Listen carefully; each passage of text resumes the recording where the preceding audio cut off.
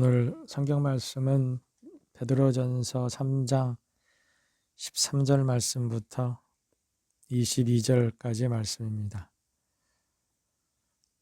또 너희가 열심으로 선을 행하면 누가 너희를 해하리요. 그러나 의를 위하여 고난을 받으면 복 있는 자니 그들이 두려워하는 것을 두려워하지 말며 근심하지 말고 너희 마음에 그리스도를 주로 삼아 거룩하게 하고 너희 속에 있는 소망에 관한 이유를 묻는 자에게는 대답할 것을 항상 준비하되 온유와 두려움으로 하고 선한 양심을 가지라. 이는 그리스도 안에 있는 너희의 선행을 욕하는 자들로 그 비방하는 일에 부끄러움을 당하게 하려 함이라. 선을 행함으로 고난받는 것이 하나님의 뜻일진데 악을 행함으로 고난받는 것보다 나으니라. 그리스도께서 단번에 죄를 위하여 죽으사 의인으로서 불의한 자를 대신하였으니 이는 우리를 하나님 앞으로 인도하려 하심이라. 육체로는 죽임을 당하시고 영으로는 살리심을 받으셨으니 그가 또한 영으로 가서 옥에 있는 영들에게 선포하시니라. 그들은 전에 노아의 날 방주를 준비하는 동안 하나님이 오래 참고 기다리실 때에 복종하지 아니하던 자들이라. 방주에서 물로 말미암아 구원을 얻은 자가 몇 명뿐이니 겨우 8명이라. 물은 예수 그리스도께서 부활하심으로 말미암아 이제 너희를 구원하는 편이 곧 세례라. 이는 육체의 더러운 것을 제하여 버림이 아니요 하나님을 향한 선한 양심의 간군이라. 그는 하늘에 오르사 하나님 우편에 계시니 천사들과 권세들과 능력들이 그에게 복종하느니라. 아멘. 창세기 26장에는 이삭이 그랄 지방에 살 때에 아비멜렉으로부터 핍박을 당하는 일에 대해서 말씀하고 있습니다. 이삭이 그랄 지방에서 큰 부자가 되자 아비멜렉이 이삭을 그랄 골짜기로 쫓아냅니다. 그리고 사람들을 시켜서 이삭이 파는 우물마다 메워버립니다. 그런데 이상한 것은 그랄 사람들을 대하는 이삭의 태도입니다. 이삭은 그랄 사람들이 아무런 이유 없이 자신이 팠던 우물을 메울 때마다 그랄 사람들과 싸우는 것이 아니라 다른 우물들을 팠습니다. 이삭이 이런 행동을 한 이유가 있다면 첫째는 이삭이 나그네였기 때문일 것입니다. 맞서 싸울 수 있는 힘이 없기 때문에 아마 이삭이 그랄 사람들과 맞서 싸우지 않고 오히려 피했던 거 아닌가라고 생각되어집니다. 두 번째는 하나님께 소망을 두며 살았기 때문일 것입니다. 자신이 당하는 모든 일을 하나님께서 알고 계실 것이라는 믿음이 있었기 때문에 때가 되면 하나님께서 자신의 억울함을 풀어주실 것이라 생각해서 그래서 그들과 맞서 싸우지 않았을 것입니다. 놀라운 것은 그랄 사람들이 이삭의 우물을 메울 때마다 이삭이 새로운 우물을 발견했다는 것입니다. 그 모든 것을 아비멜렉이 보면서 하나님께서 이삭과 함께 계심을 알게 됩니다.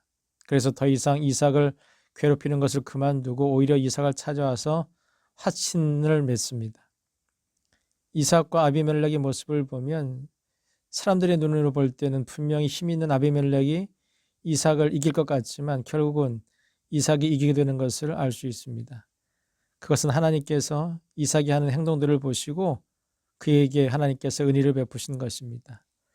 오늘 본문에서 베드로는 성도들의 삶도 이와 같아야 한다고 말하고 있습니다. 오늘 본문에서 베드로는 성도들이 의를 위하여 고난받는 것에 대하여 두려워하지 말라고 말합니다. 왜냐하면 성도가 고난받는 것, 그것은 당연한 일이기 때문이라고 말합니다. 그리고 오히려 성도가 고난받는 것이 복이 있는 일이라고 얘기합니다. 이미 예수님께서도 마태복음 5장 10절과 12절 하반절에서 뭐라고 말씀하셨느냐? 의를 위하여 핍박을 받는 것이 복이 있다고 말씀하셨고 너희 전에 선지자들도 그런 핍박을 받았다고 말씀하셨습니다. 따라서 하나님의 자녀들이 하나님의 말씀대로 살려고 할 때마다 고난을 받는 것은 이상한 일이 아니라 당연한 일이라는 것입니다. 오늘 본문에서 베드로가 말하려고 하는 것은 성도들이 받는 고난이 아닙니다. 고난받는 성도들이 고난을 받을 때 어떻게 행동해야 될 것인가? 고난을 받는 성도들의 태도에 대해서 말하고 있는 겁니다. 성도가 고난이 찾아왔을 때 여전히 선을 행할 것인지 아니면 악으로 대할 것인지 그리고 계속해서 믿음을 지킬 것인지 아니면 믿음을 포기할 것인지 갈등할 때마다 베드로는 뭐라고 얘기하느냐? 선을 행하라고 얘기합니다. 그 말은 믿음을 지키라는 얘기입니다. 왜냐하면 그것이 하나님이 보실 때 옳은 것이기 때문이라고 말합니다. 고난을 받아도 계속해서 선을 행해야 될 이유가 어디 있느냐? 오늘 본문 16절 하반절에서 베드로는 이렇게 얘기합니다. 선행을 욕하는 자들로 그 비방하는 일에 부끄러움을 당하게 하기 때문이라고 얘기하고 있고, 17절에서는 선을 행하면서 고난받는 것이 하나님의 뜻이고 악을 행하는 것보다 낫기 때문에 선을 행하라고 얘기하고 있습니다. 그리고 그렇게 선을 행하는 일은 누구나 할 수 있는 일이 아니라 하나님께 소망을 둔 사람만이 할 수 있다고 오늘 본문 15절에서 얘기합니다.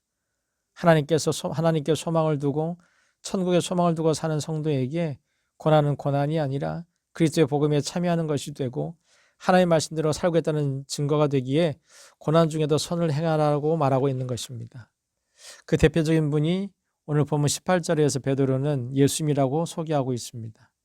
예수님께서 십자가에서 죽으신 것은 무슨 죄가 있어서가 아니라 의인으로서 불의한 자들을 위해서 대신 죽음으로 불의한 자들을 하나님 앞으로 인도하기 위해서 죽으셨다고 얘기합니다.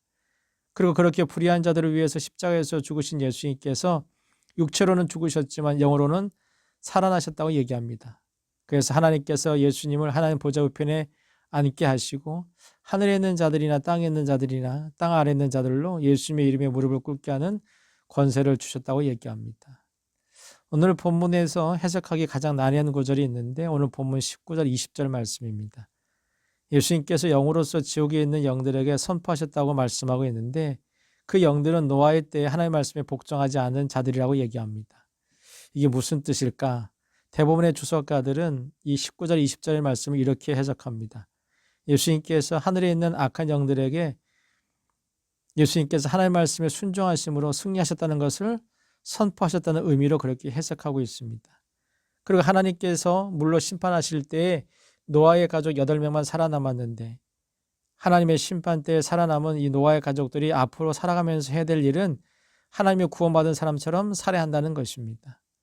그것은 오늘 예수님을 통해서 구원받은 성도들도 마찬가지라는 것입니다. 성도는 세상 앞에서 하나님의 구원받은 백성답게 살아야 하는 책임이 있다는 것입니다. 그것이 어떤 것이냐? 고난 중에도 선을 행하는 것이라고 얘기하는 것입니다. 사도 바울은 성도들에 대해서 뭐라고 얘기했느냐? 그리스도의 향기라고 얘기하고 있습니다.